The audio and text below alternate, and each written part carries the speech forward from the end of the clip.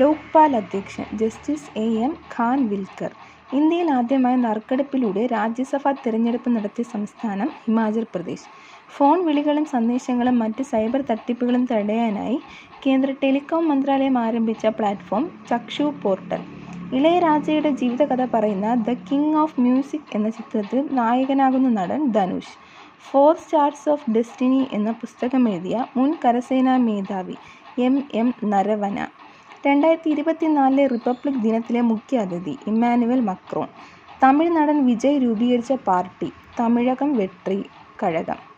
അടുത്തിടെ അന്തരിച്ച ഏറ്റവും പ്രായം കൂടി MP ഷഫീഖുർ റഹ്മാൻ. ആർട്ടിഫിഷ്യൽ ഇൻ്റലിജൻസ് കമ്പനിയും ChatGPTയുടെ നിർമ്മാതാവുമായ OpenAIയുടെ ഇന്ത്യയിലെ ആദ്യ ജീവനക്കാരി പ്രഗ്യ മിശ്ര.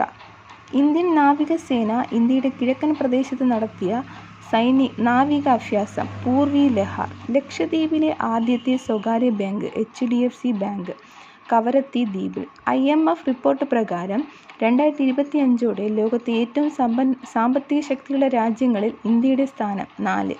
2024 ഏപ്രിലിൽ അന്തരിച്ച ഇന്ത്യൻ സൈക്കോ അനാലിസിസിൻ്റെ പിതാവ് എന്നറിയപ്പെടുന്ന പ്രശസ്ത മനഃശാസ്ത്ര വിദഗ്ധനും എഴുത്തുകാരനുമായ വ്യക്തി സുധീർ ഖാക്കർ. കപ്പലുകൾക്ക് കടന്നുപോകാൻ ഒരു ഭാഗം ലംബമായി ഉയരുന്ന കടലിനു മേലെ നിർമ്മിക്കുന്ന ഇന്ത്യയിലെ ആദ്യ വെർട്ടിക്കൽ ലിഫ്റ്റ് പാലം ന്യൂ പാമ്പൻ പാലം. സുപ്രീം കോടതിയുടെ മുതിർന്ന അഭിഭാഷകൻ ഫാലി എസ് നരിമാൻ അന്തരിച്ചത് 2024 ഫെബ്രുവരി 21. ഫാലി എസ് നരിമാൻ്റെ ആത്മകഥ ബിഫോർ മെമ്മറി ഫെയ്ഡ്സ്.